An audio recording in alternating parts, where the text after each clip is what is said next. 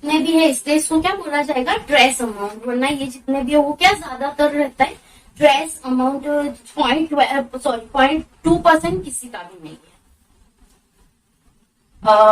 The distribute of the elements in the living organisms is given in the table 1.1 दिया है ये table 1.1 के अंदर।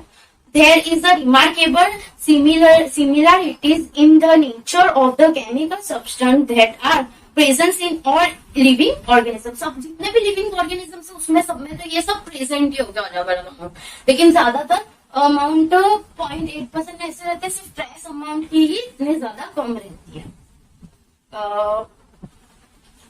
वाटर कंसिस्ट नियरली 60 to 80%, यानी water जो भी है वाटर वो कितना कंसिस्ट करता है 60 to 80%।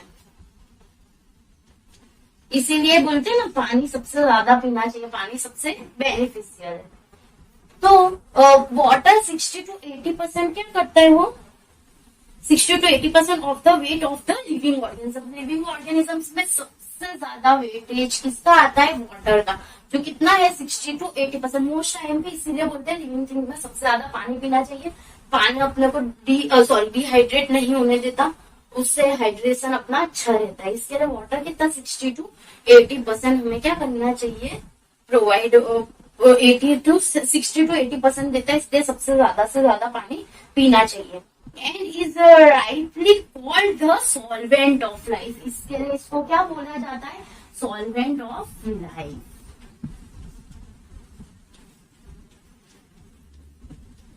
मोस्ट टाइम की है ये, मोस्ट टाइम की सबसे ज्यादा अपनी बॉडी के अंदर लिविंग थिंग्स में सबसे ज्यादा क्या आता है, वाटर आता है, पानी आता है, जो कितना होना चाहिए 60 to 80% अपनी पूरी बॉडी के अंदर होना चाहिए, मतलब H2।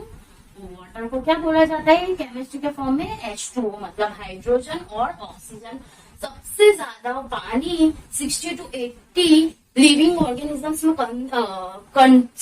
कंडक्ट करता है। इसके लिए इसको क्या बोलते हैं, सॉल्वेंट ऑफ लाइफ, यानी जितना पानी पियोगे उतनी तंदुरुस्ती अच्छी रहने वाली, क्योंकि सॉल्वेंट है, पूरी लाइफ का सॉल्वेंट है। सबसे ज्यादा पानी हमारी बॉडी को क्या करता है, हेल्दी रखता है, क्योंकि सॉल्वेंट ऑफ लाइफ इसीलिए कहा जाता है क्योंकि इसका कितना लिविंग थिंग्स में इसका परसेंट 60 to 80, देखो कितना ज्यादा, ये तो इतना कम है और ये कितना ज्यादा है, तो 60 to 80% वो तो सिर्फ 0.2-0.8% होता है, ये इतना।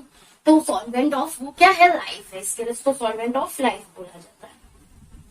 As it is the principal medium in which all cellular reaction occur, जो जितनी भी केमिकल रिएक्शन इसकी मदद से ही अकर बनती, क्योंकि वो H2O है, इसके अंदर कुछ भी हम मिला देंगे, जैसे सॉल्ट मिला दिया तो सॉल्ट यानी H2, जैसे एग्जांपल दूं, यहाँ पे एग्जांपल देती हूँ, H2O है जिसके अंदर हमें क्या करना है, NaCl यानी नमक मिला दिया।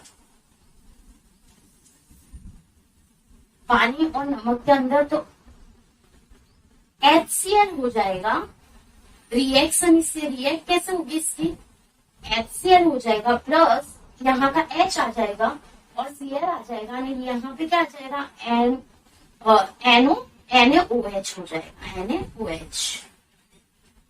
देखो यहाँ का एक निकल गया और यहाँ का Cl, ये Na किसके साथ चला जाएगा, OH तो बचा ही है, तो NaOH बेस है और HCl एसिड है, तो ये हमें हमेशा पानी के साथ सॉल्ट की करेंगे तो एसिड और बेस मिलेगा, और ये यही फॉर्म करता है कि सॉल्वेंट ऑफ लाइफ है, इसलिए इसी में भी मिक्सअप हो सकता है क्या, वाटर, और क्या करता है अलग अलग कंपाउंड देता है। इसीलिए ये जो लाइन दी है कि as it is principal medium in which all cellular reaction occur, इसलिए वो सेल्यूलर रिएक्शन अकर मतलब इसके अंदर बनती ही है, क्योंकि H2O क्या करेगा, NaCl के साथ मिलके एक एसिड और बेस दोनों हमको देगा, एक H यहाँ का, इसका H यहाँ पे Cl के साथ, और NaOH, OH एक बचता है H और वो तो है ही, तो NaOH बेस के फॉर्म में ये काम करता है, यानी ये पूरी रिएक्शन अगर किसकी मदद से बनती है, H2, क्योंकि वो क्या है, सॉल्वेंट ऑफ लाइफ है। That is example, the dry weight of the cell compress protein, lipid, nucleic acid and carbohydrate. सब ड्राई वेट जो होते हैं वो क्या करते हैं, कंप्राइज करते हैं, किसको, प्रोटीन को भी करते हैं, लिपिड को भी करते हैं, न्यूक्लिक एसिड को भी करते हैं और कार्बोहाइड्रेट्स को भी करते हैं ना, सबको सिंथेसिस करते हैं। You will study in other units of the block more details about the essential biomolecules। अब हम आगे स्टडी करेंगे बायोमोलिक्यूल से बहुत आएगा सब इसी के अंदर। ये सिर्फ मैंने एक छोटा सा एग्जांपल दिया है, ऐसे बहुत सारे एग्जांपल्स आएंगे और आगे अलग अलग यूनिट्स में आप लोग अलग अलग पढ़ोगे।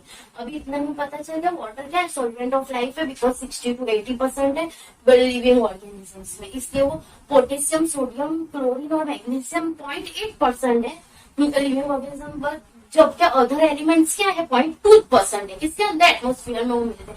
तो उसको क्या बोला जाता है, ट्रेस एलिमेंट बोला जाता है। ट्रेस एलिमेंट्स कौन सा, FeZn, कॉपर, मैंगनीज में एक्सेट्रा, इसके लिए इसको ट्रेस एलिमेंट बोलते हैं क्योंकि वो 0.2 अपनों को मिलते हैं।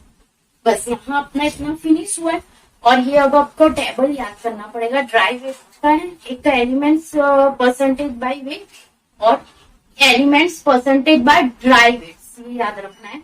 तो ऑक्सीजन का 65 है, कार्बन का 18 है, ये तो याद करना पड़ेगा आप लोगों को। और ट्रेस एलिमेंट तो मैंने बता ही दिया, प्रोटीन बता दिया, lipid, nucleic acid, hydrocarbon, inorganic minerals and other material. ये क्या है, ये जितने परसेंटेज ऑफ ड्राई वेट है और परसेंटेज ऑफ बाई वेट है वो सब आपको याद करना पड़ेगा। अब इसी के रिलेटेड क्या है, एमसीक्यू है। तो एमसीक्यू में हम लोग देख लेते हैं, ऐसे Q, tick the following statement true और फॉल्स। तो क्या ट्रू है और क्या फॉल्स है।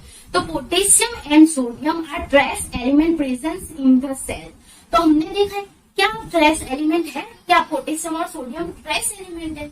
देखते हैं ट्रेस एलिमेंट है, पोटेशियम है नहीं है, तो दूसरा देखने की जरूरत ही क्या है, तो सोडियम वो भी नहीं है, तो ये ट्रेस एलिमेंट नहीं है। तो पहला क्या आएगा, फॉल्स आएगा। क्या आएगा, फॉल्स, क्योंकि ट्रेस एलिमेंट तो खाली FeZn, कॉपर, मैंगनीज और एक्सेट्रा, वो उससे कुछ लेना देना नहीं, लेकिन है कौन से, आयरन, जिंक, कॉपर और मैंगनीज। इसके लिए पहले ही पोटेशियम आ गया, तो पोटेशियम तो ट्रेस एलिमेंट है ही नहीं। पोटेशियम तो ये 0.8 है, 0.2% वही ट्रेस एलिमेंट है, तो पोटेशियम तो 0.8% है, तो ये क्या हो जाएगा हमारा, फॉल्स हो जाएगा।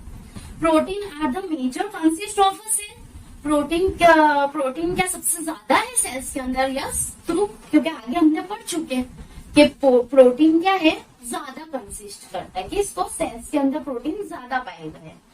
Major consist of the protein, जो हमने आगे देख चुके हैं। Third one, all organisms are constructed of the cell. ये भी ट्रू है, क्योंकि जितने भी हमने पहले ही पढ़ चुके हैं, हम आगे के वीडियो में पढ़ चुके हैं कि जितने भी सेल्स लिविंग ऑर्गेनिजम्स है वो किससे बने हुए हैं, सेल्स से बने हुए हैं। तो ये भी क्या आ जाएगा, थर्ड वन भी क्या हो जाएगा, ट्रू हो जाएगा, क्योंकि जितने भी आगे हमने देख ही चुके हैं कि जितने भी लिविंग थिंग्स है वो किसके बने हुए हैं, सेल्स, क्योंकि पहले हमने इंट्रोडक्शन में ही वो पढ़ चुके हैं। Cellular reaction in a cell can not occur in an aqueous medium. अब जो सेल्यूलर रिएक्शन है वो एक्वास मतलब पानी वाली इसमें नहीं होती, वो क्या ट्रू है, तो नहीं, फॉल्स है। क्यों, क्योंकि हमने देखा सेल्यूलर रिएक्शन, अभी ही देखा ये, तो सेल्यूलर रिएक्शन हमेशा पानी सॉल्वेंट ऑफ लाइफ है, और सेल्यूलर रिएक्शन यहाँ पे होती है तो वो किसमें होती है, पानी में ही होती है ना, वाटर H2। तो वो cellular reaction can not aquatic medium, तो नहीं रे, एक्वाटिक मीडियम में ही हो रही है, तो ये क्या हो जाएगा, ऑटोमेटिक फॉल्स हो जाएगा, क्योंकि ये एक्वाटिक मीडियम में ये रिएक्शन है, क्या नहीं। इसके बारे में इसका ऐसा पूछा गया है कि सेल्यूलर अरे पानी में होती है या नहीं, तो पानी में तो हो ही रही है, ये H2O NaCl पानी के साथ तो मिलके इसने पूरा रिएक्शन दिया, तो ये ऑटोमेटिक क्या हो जाने वाला है, फॉल्स हो जाने वाला है। यानी हमने SAQ1 देखा, SAQ1 में कोई डाउट हो तो मेरे को पूछ सकते हो। फर्स्ट वन फॉल्स है, सेकंड वन ट्रू है, थर्ड वन भी ट्रू है और फोर्थ फॉल्स है। ओके, फिर देखना आगे के जो हमने ऑर्गेनिक आगे के वीडियो के अंदर बताया है कि सेल्स किसके बने हुए हैं, sorry all living organism sales का बना हुआ है, वो भी आ जाएगा, तो वो ट्रू हो जाएगा।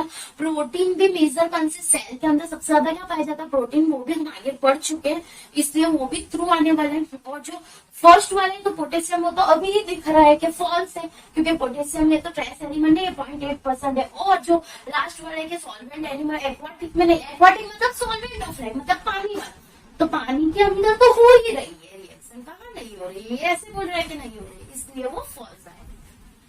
यहाँ हम अपना ये फिनिश कर रहे हैं फर्स्ट द, अब 1.3 हम बाद में चलेंगे। The architecture of life. Architecture of life क्या है वो हम नेक्स्ट वीडियो में देखेंगे।